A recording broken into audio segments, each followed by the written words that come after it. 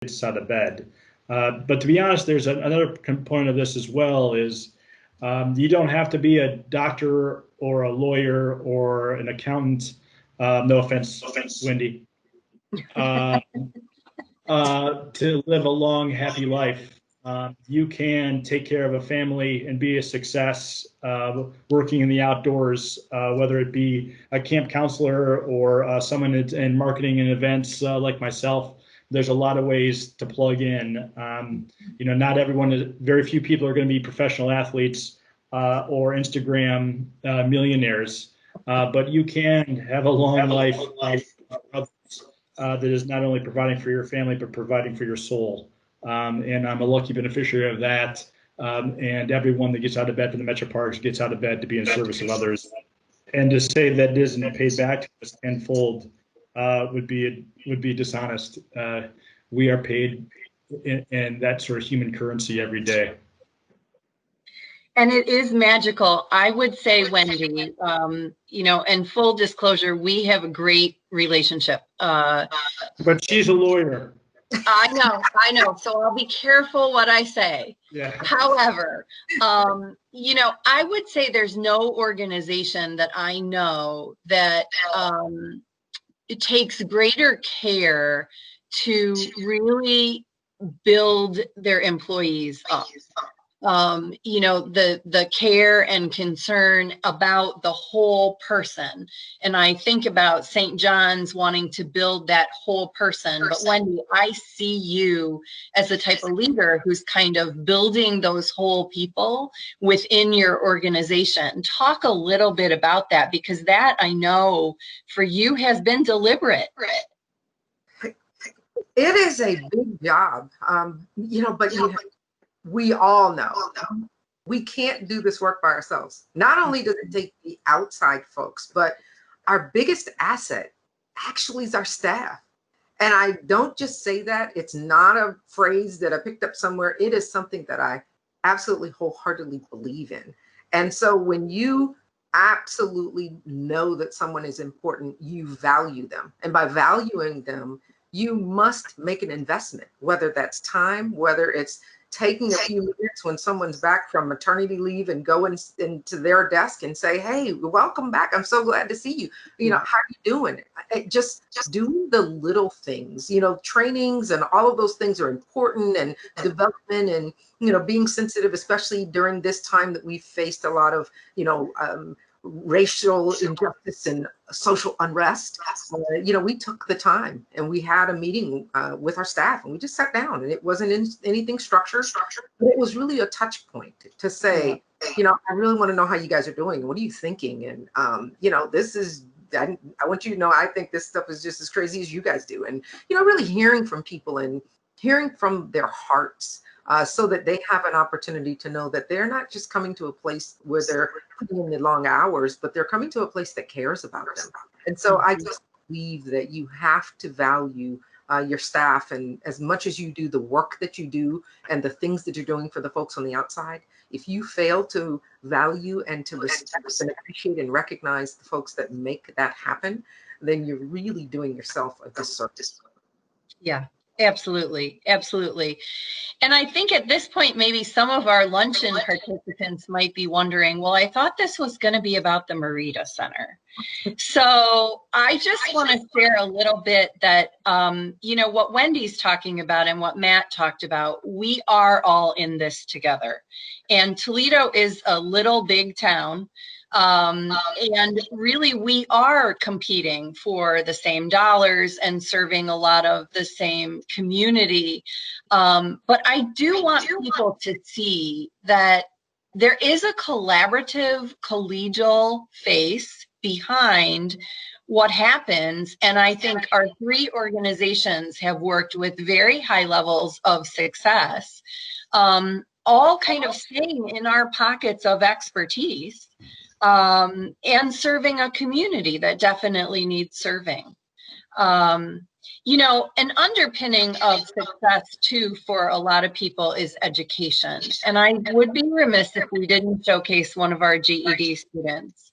Wendy, I am going to come to you because I think her comments at the end are particularly up your alley. But let's hear from Ebony Wiggins, one of our GED grads.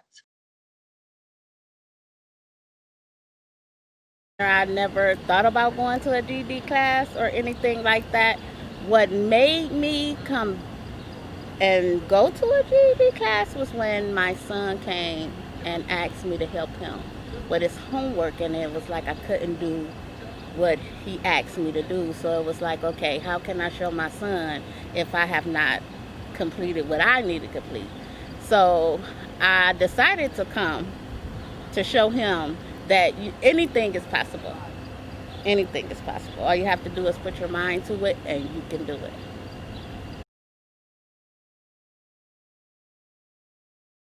I had a great teacher.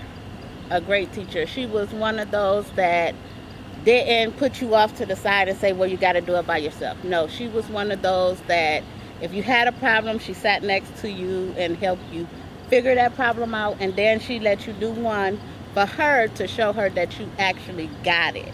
And then we would do different little sessions like for math and reading, so that way we know what to do for that day and understand what we're doing.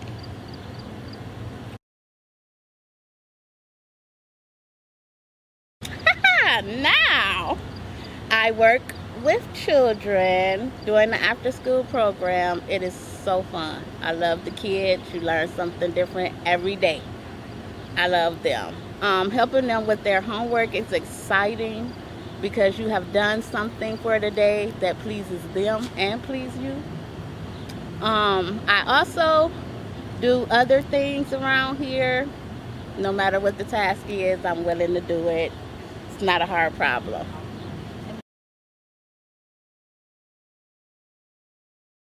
We're helping other families along with our families.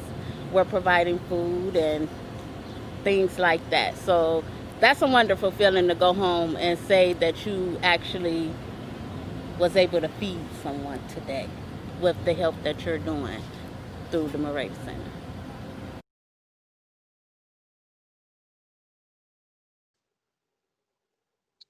So one of the things that the Mareda Center does is we are a distribution point for connecting kids. And I think Wendy probably shares Ebony's sentiment when Ebony says there's nothing better than going home and knowing that you were able to feed someone, provide for someone, help someone. But I am interested, this post-COVID world has really impacted organizations who are still dedicated to delivering service to a community that's so much in need. So Wendy, maybe you could start on what does post-COVID look like for connecting kids? Wow. No, it looks like an amazing staff. You know, my staff shifted and changed, and, you know, we had to socially distance here at our warehouse and kitchen. We had to wear masks and gloves, and we were doing a few of those things in the sense of wearing gloves, but everyone. And, you know, we had to, you know, figure out what routes were complementary to the others that were in the community, and where our areas of need and where the gaps. And so, you know, COVID has truly allowed for us to collaborate with folks. I mean, obviously, we are so thrilled about our partnership with the Mareda Center and even with the Metro Parks. I mean, they provided us with kits, venture kits. And so it's been just a really great opportunity for collaboration. And so, Matt, your hands-on, minds-on experiences in nature and paddle boating and archery, and talk now about what the Metro Parks looks like. It's an ever-changing landscape, not dissimilar to everything that you've all had to deal with. We had one glaring difference was we had the great outdoors, right? So as long as we could manage a way to keep the gates open, we pledged to do that, even if that meant closing bathrooms and playgrounds. We knew that we were going to be the only game in town for a while, and people were going to be desperate for something to do and somewhere to go other than inside their own houses or to some degree outside of their own heads. There has been an intuitive relationship with the Metro Parks and physical fitness, but mental health is something that has been on our radar, but certainly not to the degree that it has been in 2020. People need to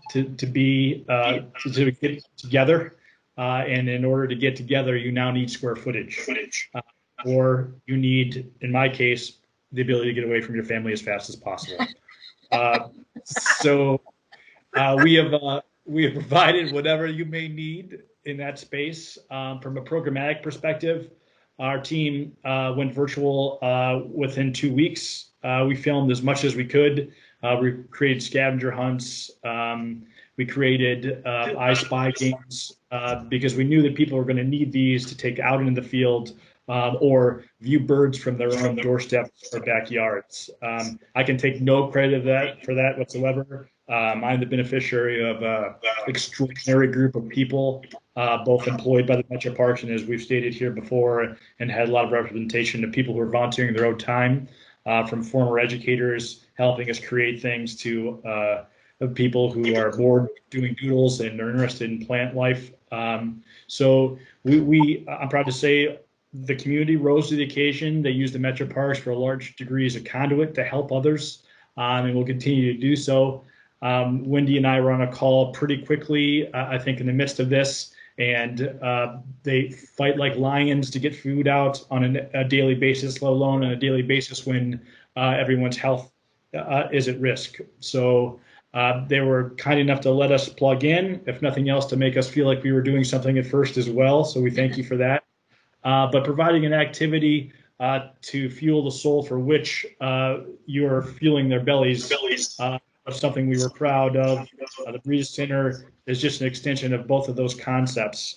We continue to try to do better in that space and to reach more people that perhaps we haven't developed a relationship yet. The Metro Parks has been a suburban park district for 90 years and has been wonderful. But based on our leadership in 2002, we made a pledge to go into neighborhoods in parts of the city we have not yet, in the county we have not yet. So we're coming, and with that, we're coming with partnerships like the two of yours, and what we hope is a mission that is helping in a lot of ways that what ails us in this year. So similar to your organizations, on March 12th, we shut down all educational face-to-face programming. And I will never forget, a couple days before, we had this conversation about there's this virus, and maybe we should be giving people like disinfectant spray and hand sanitizer. And so we quickly printed up kind of a little flyer from the CDC about proper hand washing, and we made little gift bags up for all of our families and sent them home. And within a few days, it was very evident that schools were getting nervous and not sure what was coming. And by March 19th, we had raised a really quick $25,000 and invested that money in cleaning supplies, started porch dropping cleaning supplies to families on Tuesdays. And then after realizing that Wendy had covered the daily meals with the students, because Connecting Kids was able to also do what I refer to as the pandemic pivot. You were doing this program, and quickly now you're doing that program, and you didn't plan on it and you didn't know it was coming, but you were, thanks to your staff. We've laid that foundation earlier. But you're able to pivot, and it's your staff that really helps you stay alive in these times. But we started also then raising money for weekend meals, because it was apparent to us that parents were struggling. They were struggling with the meal piece. but they were also struggling with the what to do over the weekends, right? During the weeks, they had the school packs and they had the homework and they had some meetings online and all of that. But it was very, very evident that parents were struggling over the weekends. And so we did get the adventure kits from the Metro Parks, and Wendy connected us with some other resources. We provided hula hoops